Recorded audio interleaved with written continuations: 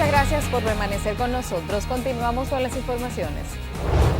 El cáncer de lengua es un tumor maligno que se desarrolla en la parte posterior de la garganta o en la base de la lengua. Cuando se desarrolla en la parte delantera de la lengua es considerado cáncer oral, mientras que cuando sucede en la base de la lengua se considera cáncer de orofaringe. Dependiendo de la ubicación del cáncer varían los síntomas y también su tratamiento. Según estadísticas, el cáncer de lengua representa aproximadamente un 6% de los casos de cáncer en España y es más frecuente en hombres que en mujeres. Una de las causas principales del cáncer de lengua es el tabaco o el cigarrillo, pero se ha vinculado también a la práctica del sexo oral como causa de este tipo de cáncer. En especial luego de las declaraciones del actor estadounidense Michael Douglas de haber desarrollado cáncer orofaríngeo por practicar sexo oral. Para continuar con el desarrollo de este tema, contamos con la presencia del otorrinolaringólogo Dr. José de Jesús, quien ampliará las informaciones. Doctor de Jesús, ¿qué nos puede decir sobre este tema? ¿Es cierto que el sexo oral podría producir cáncer de lengua? Tuvimos hace un tiempo ya las declaraciones del famoso actor Michael Douglas, que creó un revuelo a nivel de, yo diría que todo el mundo comenzó a preocuparse y a entender la importancia del cuidado durante el sexo oral. ¿Qué usted nos puede decir? Sí, Elaine, efectivamente las declaraciones de Michael Douglas, donde él decía o declaraba que había adquirido el cáncer de lengua a través de una infección por HPV, por el virus del papiloma humano, trajeron el tema sobre el tapete y muchas personas se interesaron por primera vez en averiguar qué era el virus del HPV y cómo se podía contagiar.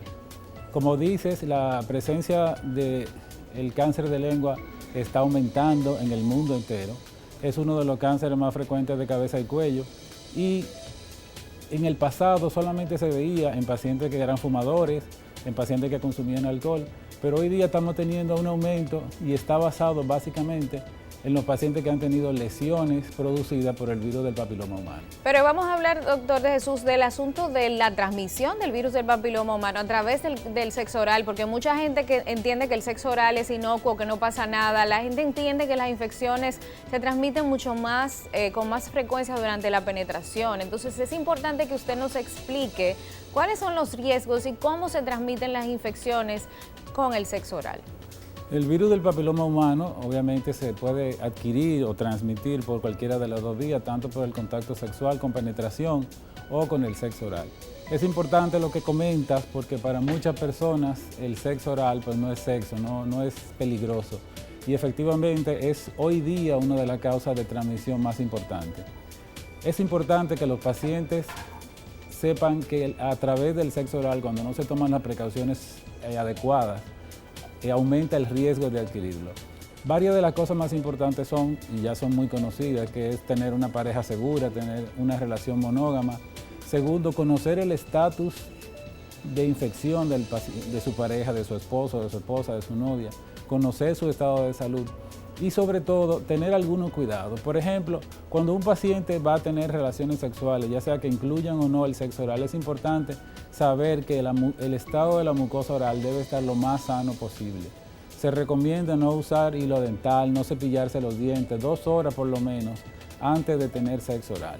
Igualmente, si el paciente ha sido sometido a algún tratamiento odontológico, ha tenido alguna lesión en la boca, cuando se cepilla los dientes o con algún proceso quirúrgico, es muy importante que hasta que no cese toda esa lesión, hasta que no haya una cicatrización completa, pues no se tomen los riesgos de tener sexo oral. Y eso es bien importante lo que usted señala, porque mucha gente se cepilla antes del sexo oral, porque obviamente es rico tener ese olor al recién cepillado, pero mire lo que usted señala, que obviamente el cepillado podría producir lesiones a nivel de la mucosa oral, que son puertas de entrada de los virus y de las bacterias.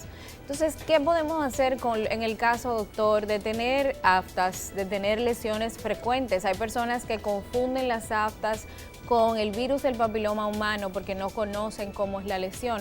¿Nos podría explicar cuál es la lesión y cómo se puede distinguir una lesión del virus del papiloma humano en la boca? Eso que comentas es muy importante. Muchas personas son muy temerosas con las lesiones aftosas. La lesión aftosa no tiene una causa específica bien determinada. Se dice que diferentes cosas provocan aftas en diferentes personas.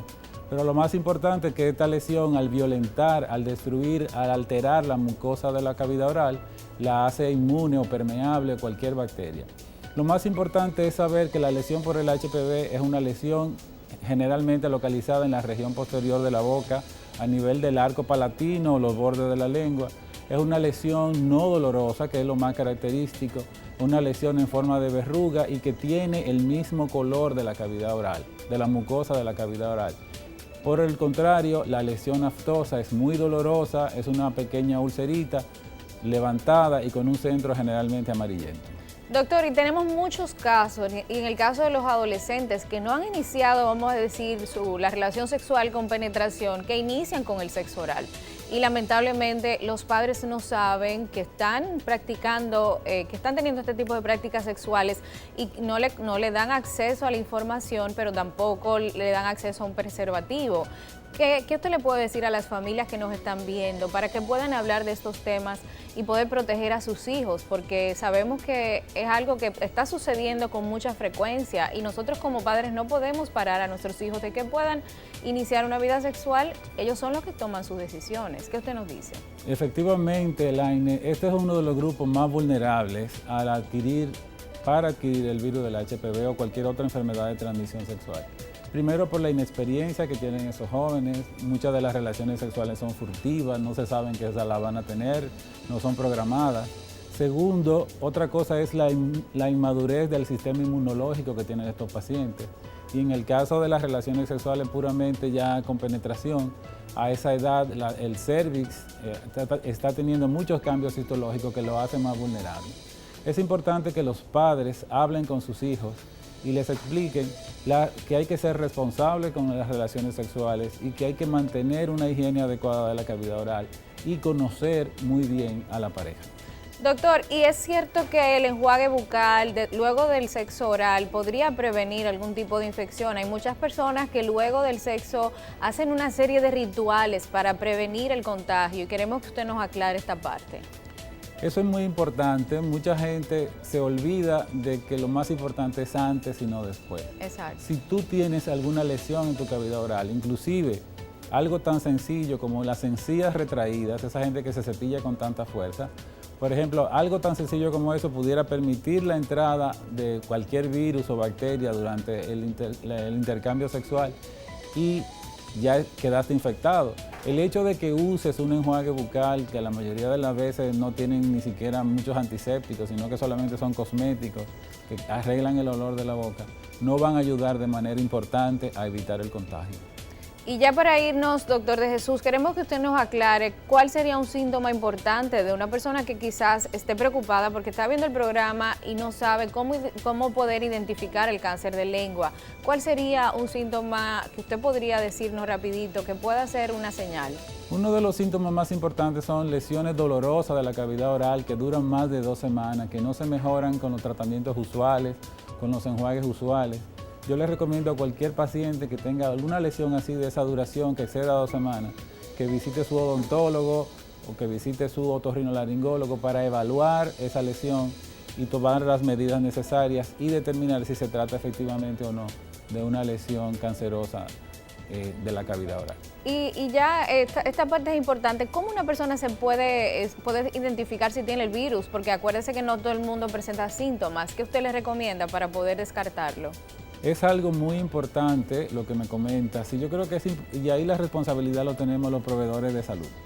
Como te dije, las lesiones son indoloras, no tienen ninguna diferencia con el resto de la mucosa de la boca y va a depender mucho del experticio de la persona que hace la exploración. Por eso la visita a un buen odontólogo, un otorrino, alguien que revise conscientemente la cavidad oral del paciente cuando llega la primera vez y anote cualquier lesión sospechosa y vaya vigilando o siguiendo esas lesiones, es lo más importante en la prevención. Muchísimas gracias, doctor de Jesús. De verdad que ha sido un honor tenerlo en el programa. Apreciamos muchísimo sus aportes. Gracias. El exceso en el consumo de tabaco y alcohol son la causa del más del 80% de los tumores orofaríngeos, aunque también existen otros factores como el virus del papiloma humano, que es una de las infecciones de transmisión sexual más comúnmente transmitidas. Antes de practicar sexo oral, la persona debe estar consciente del estado de salud de su pareja sexual y asegurarse de utilizar un condón para prevenir la transmisión de esta y de otras infecciones de transmisión sexual durante el encuentro. Hemos concluido con nuestro contenido de hoy, pero antes de irme quiero invitarte a que visites nuestra página web respuestas.com, donde podrás encontrar artículos de educación sexual para padres y madres, respuestas a preguntas de adolescentes, infecciones de transmisión sexual, embarazo, métodos anticonceptivos disponibles y otros temas súper importantes. Entra a nuestra tienda virtual y podrás descargar nuestras revistas y materiales educativos para que sigas aprendiendo a disfrutar de una vida sexual responsable y saludable. También puedes entrar a nuestro canal de YouTube para que puedas ver nuestros programas anteriores y otros videos educativos. Estuvo con ustedes Elaine Félix, aquí en NCDN.